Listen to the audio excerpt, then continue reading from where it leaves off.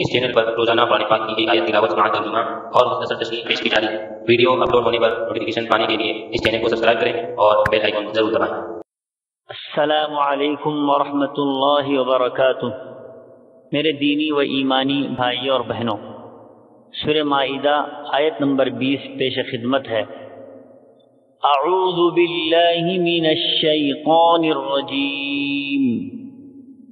وَإِذْ قَالَ مُوسَى لِقَوْمِهِ يَا قَوْمِ اذْكُرُوا نِعْمَةَ اللَّهِ عَلَيْكُمْ إِذْ جَعَلَ فِيكُمْ أَنْبِيَاءَ وَجَعَلَكُمْ مُلُوكًا وَآتَاكُمْ مَا لَمْ يُؤْتِ أَحَدًا مِنَ الْعَالَمِينَ۔ اور یاد کرو اس وقت کو جب کہ حضرت موسیٰ علیہ السلام نے اپنی قوم سے کہا، اے میری قوم کے لوگوں، اللہ تعالیٰ کے اس احسان کا ذکر کرو کہ اس نے تم میں سے پیغمبر بنائے اور تمہیں بادشاہ بنا دیا، اور تمہیں وہ دیا جو تمام عالم نے کسی کو نہیں دیا۔ حضرت موسیٰ علیہ السلام کو جب یہ حکم ملا کہ آپ اپنی قوم کو بیت المقدس اور ملک شام فتح کرنے کے لیے جہاد کا حکم دیں، تو اس سے قبل پیغمبرانہ حکمت اور وعظ و نصیحت کے پیش نظر حکم سنانے سے پہلے ان کو اللہ تعالیٰ کے وہ انعامات یاد دلائے جو بنی اسرائیل پر اب تک ہو چکے تھے۔ اس آیت میں 3 نعمتوں کا تذکرہ کیا گیا۔ نمبر 1 روحانی اور معنوی نعمت، وہ یہ ہے کہ اس قوم میں مسلسل انبیاء بکثرت بھیجے گئے۔ اس نعمت سے بڑھ کر کوئی نعمت نہیں ہو سکتی۔ جعل فیکم انبیاء، یعنی تمہاری قوم میں سے بہت سے لوگوں کو انبیاء بنا دیا گیا۔ حضرت ابراہیم علیہ السلام سے لے کر تمہاری قوم میں کتنے نبی پیدا کیے گئے؟ حضرت اسماعیل علیہ السلام، حضرت اسحاق، حضرت یعقوب، حضرت یوسف، خود حضرت موسیٰ اور حضرت ہارون، پھر ان کے بعد بھی ایک مدت دراز تک یہ سلسلہ جاری رہا۔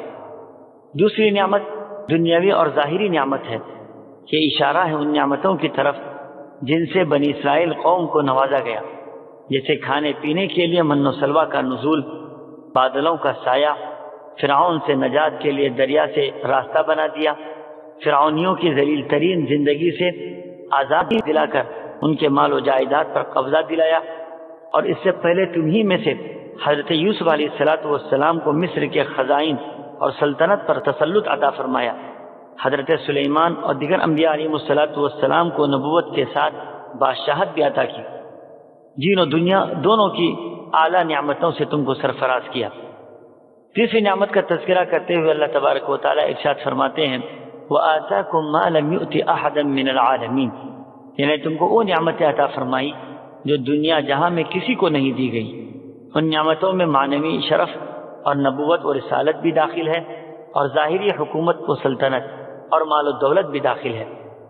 مذکورہ جن جن نعمتوں کا تذکرہ کیا گیا، اس لحاظ سے یہ قوم اپنے زمانے میں فضیلت اور اونچے مقام کی حامل تھی، لیکن پیغمبر آخر الزماں حضرت محمد مصطفیٰ صلی اللہ تعالی علیہ وسلم کی رسالت اور بعثت کے بعد اب یہ مقام فضیلت امت محمدیہ کو حاصل ہو گیا ہے، جس کے دلائل قرآن پاک کی مختلف آیات سے ثابت ہیں۔ اللہ تعالی ہم سبوں کو امت محمدیہ میں شامل ہونے کی ذمہ داری سمجھنے کی توفیق عطا فرمائے۔ آمین۔ وآخر دعوانا ان الحمد للہ رب العالمین۔